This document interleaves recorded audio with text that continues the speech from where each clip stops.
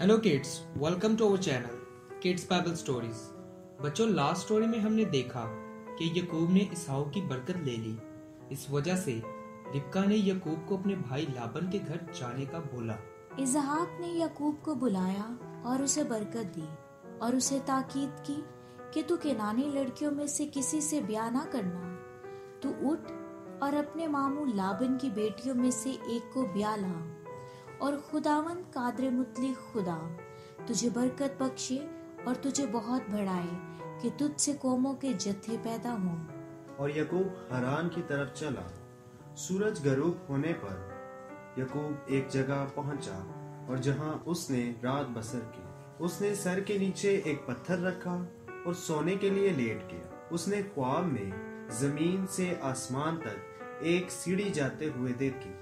फरिश्ते उस पर आ जा रहे थे और वहां खुदावन उसके पास आ खड़ा हुआ और खुदावन ने यकूब से कहा, मैं खुदावन तेरे बाप इब्राहिम और इसहाक का खुदा हूँ। मैं ये जमीन जिस पर तू लेटा है तुझे और तेरी नस्ल को दूंगा और तेरी नस्ल जमीन के जरों की मानित होगी। तू मशरिक, मगरिब, शुमाल और जनूब में फैल जाएगा और जमीन के सब कबीले तेरे और तेरी नस्ल के वसीला से बरकत पाएंगे। देख, मैं तेरे साथ हूँ और हर जगह जहाँ तू जाएगा तेरी हिफाजत करूंगा और तुझको उस मुल्क में फिर ले जाऊंगा जहाँ से ले आया था और तब तक ना छोड़ूंगा जब तक ये वादा पूरा ना हो जाए। यकूब नींद से जागा और कहने लगा, ये जगह मेरे लिए सचमुच हैबतनाक है। ये जरूर ही खुदा का घर और आसमान का दरवाजा है।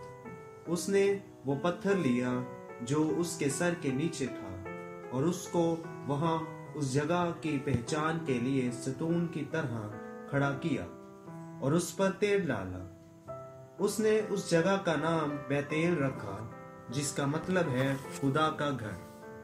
तब यकूब ने एक वादा किया, ऐ खुदावन, अगर तू मेरे साथ रहे और मेरी राह में मेरी हिफाजत करे और मुझे खाना और कपड़े दे, और अगर तू मुझे मेरे घर महफूज वापस लाए तो तू मेरा खुदा होगा।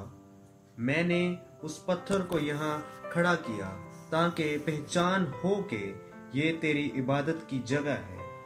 जो कुछ तू मुझे देगा उसका 10वां हिस्सा मैं तुझे दिया करूँगा। प्यारे बच्चों, हमारी वीडियो देखने का बहुत शुक्रिया। वीडियो को लाइक और सब्सक्राइब जरूर कीजिएगा।